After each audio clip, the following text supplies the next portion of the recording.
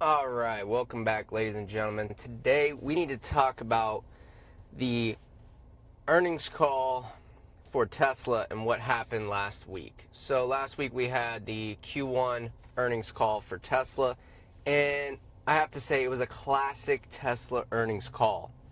So by that I mean it went awful, because every earnings call that Tesla has is awful because they have zero preparation for these calls. And one of the things that I learned from a buddy of mine who worked at a publicly traded company, and he interacted with the CEO and CFO and all that good stuff. And he told me, he said, our company records the earnings call like a week in advance. And I said, really? And then once he told me that, I was like, that obviously makes the most sense. Record the actual beginning part of the earnings call before the questions, record that all in advance. All right, make it perfect, then do the questions live. And on top of it, Tesla uses the Say platform for a lot of their questions. So a lot of their questions, they already know the question before the call. So they can just address those questions and answer them how they want to answer them well before the actual earnings call day when it's released. Play the earnings call, play those questions, and then answer the traditional Wall Street analyst questions live. So I think doing that would solve so much problems for Tesla and Elon Musk when it comes to these earnings calls and how questions are answered. There's no preparation. There's no thought behind what they're saying in these earnings calls, and then you just frustrate all the Tesla shareholders. And to be real, we value Tesla at this crazy valuation, all right? That gives Elon Musk immense abilities to go acquire Twitter and to go do all these other ventures, the Boring Company, all these other things he's doing because he has this crazy valuation on Tesla, which gives a crazy net worth to him that he can then leverage to go do all these other activities. So we've done our part as shareholders. We're asking a very simple ask from Elon Musk and from Tesla, which is be prepared for your earnings call. Take the time to actually tell us what's going on with the company and prepare these earnings calls. Just simply pre-record 85% of the actual earnings call, because the last 15% is these analyst questions. So that is my solution to this whole frustration we've had with Elon Musk and these earnings calls. So now, what was the main issue on the earnings call? I think there were two main issues. One was that we're not giving unsupervised full self-driving to the hardware 3 Tesla vehicles, which somewhere I read is about 1.5 million vehicles. That's a lot of vehicles, okay? And we've been told again and again that hardware 3 vehicles would get unsupervised full self-driving. And now we're told that's not going to happen. And we get told this on an earnings call. I feel like an earnings call wasn't even the right place to address that issue. So now they're talking about creating all these service centers where you can bring your Tesla in to get refitted with hardware 4 and blah, blah. That sounds like a nightmare.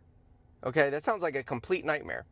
And the other big issue on the call that had shareholders upset was the release cadence of the cybercabs and the robotaxis, which Model Ys, whatever, is not at what we thought where we would be at. Okay, we were told on the previous earnings call, the Q4 earnings call, that, oh yeah, we're going to double every month the robotaxi number.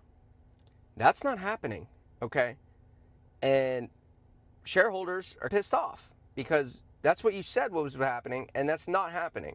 So your explanation to that was that, oh, there's a lot of intersections and different roads that have really high rates of accidents, and we need to work through that, blah, blah, blah. And in my head, when I was listening to that, I'm like, dude, just remove those roads from the full self-driving. So when they put in the route, just take a slightly longer route to get to the destination that's going to avoid those really high accident-prone intersections and roads and areas. Just avoid those roads. It's not a crazy thing to figure out, okay? And then you would be allowed to begin rolling out the cybercab and the robotaxi at a much quicker rate, okay? Maybe it's not doubling every month. And when they said doubling every month on the Q4 earnings call, I knew that was BS. I knew that would be total BS. What, maybe you double for 2 months and then you're not gonna double. You're gonna be at like 5,000, then you're gonna go to 10,000, then 20, then 40. Come on. That's not happening, okay? My simple solution, avoid those roads, okay? Block out those roads from the robotaxi network. Simple solution. And then my second solution to tie into that is just go the Waymo route, okay? Just do what Waymo did.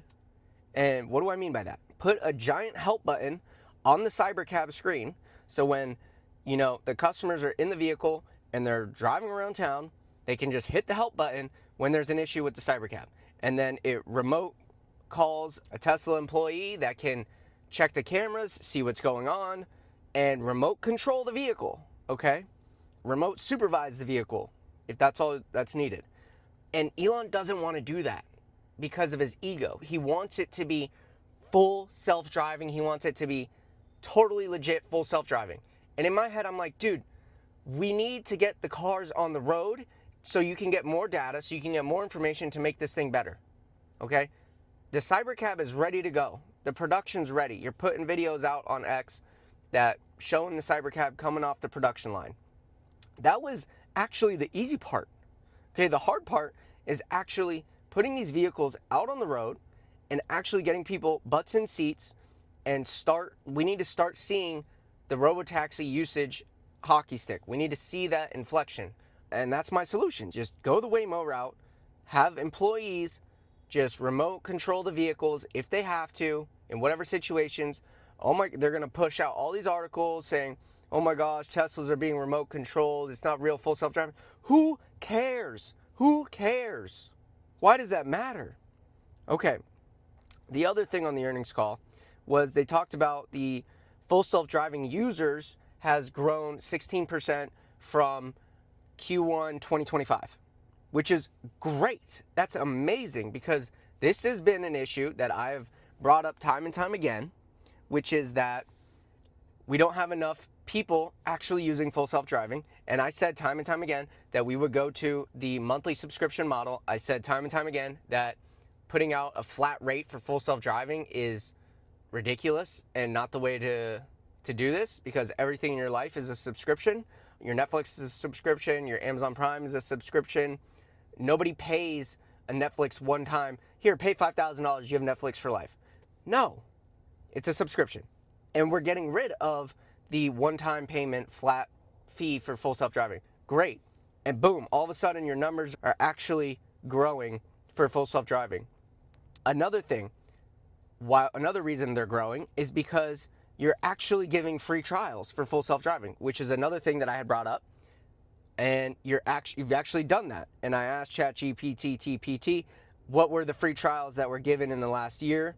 And it pretty much said that there were 2 main free trials, and I think it was in Q4 and then Q1 when there were free trials that were being given out to all vehicles, not just a new vehicle, not just when it's sold.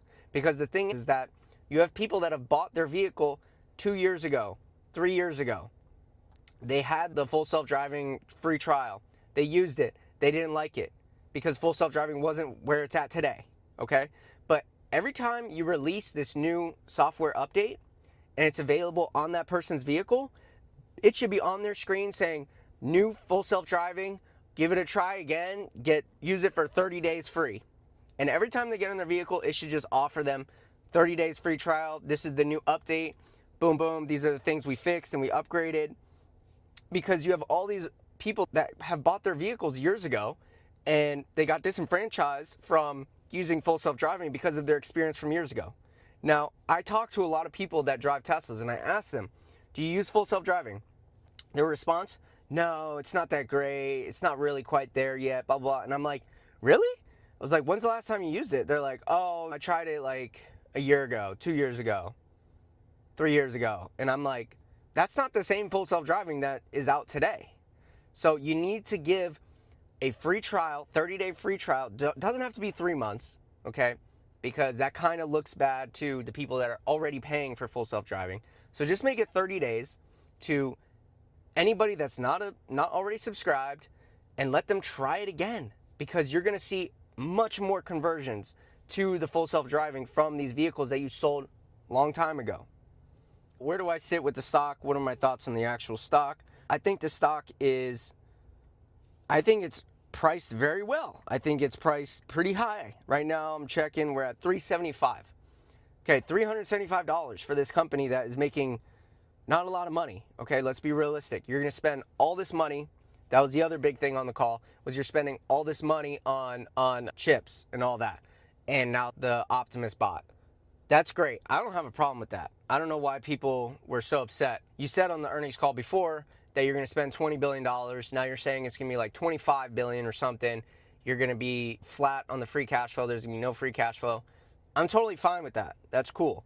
But going back to the stock price and the valuation, it's at a 343 PE ratio. So the people that are like, why isn't the stock going higher? Dude, we've already priced in a lot of what needs to be happening and what I believe is going to happen, okay? Still own all my shares, not selling. I think the price, I'm honestly surprised that the stock is at 375, okay? Right now, I would think the stock would be at 300, okay? 320. But to be at 375, that's great. Totally cool with that. Now, I will say, I think time is running out for Elon Musk in having this crazy PE ratio, because every month that goes by, every quarter that goes by, and we're not having Robotaxi expanding out to multiple cities, that's going to hurt the stock. The stock is going to slowly come back down if that's what continues to happen. Now, if we start seeing Robotaxi get rolled out to more and more cities, which I think is going to happen, then the stock's going to just slowly trickle up. Not financial advice. I don't know anything. Lose your money at your own risk. So that's where I stand on the Q1 earnings call. Those are my fresh thoughts, initial thoughts on everything that's going on with Tesla. Also, this whole talk about Tesla merging with SpaceX, obviously that's going to happen. I don't know when it's going to happen. Probably, I would say 6 months after SpaceX goes public, that we would start hearing about that actually happening, like officially. And how do I feel about that? I don't know. I would rather Tesla stays as its own entity, because I want to see the full appreciation of Optimus. I want to see the full appreciation of the Robotaxi, the cybercab. I think these are crazy TAMs that we are going to be tackling in the next 2, 3, 5, 10 years. And I would love for that to happen all under one entity called Tesla. I don't want to see all that happening under SpaceX or X or whatever this new company would be called. Now, if the merger did happen, I'm keeping my shares. I guess I have SpaceX shares now. I don't know. Obviously, SpaceX is a crazy TAM as well. But again, SpaceX is crazy valued as well. Would it be terrible? Not really. Would it be great? Not really. Yeah, I'm a little bit indifferent on them merging. It's going to happen. Pretty high probability it's going to happen relatively soon after SpaceX goes public.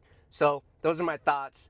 Check out feedmetrades.com if you want to track all of your call options, your put options, your selling options, anything about selling options. Check out feedmetrades.com. Sign up. You can track all your trades. I know it's really hard to track how much money you're making and losing when it comes to selling options specifically, and that's why I created feedmetrades.com, so you can track specifically your option selling income, what you're making, what you're losing. It's a great website. Go check it out. Stay healthy, stay wealthy. Stay tuned for the next one. Peace.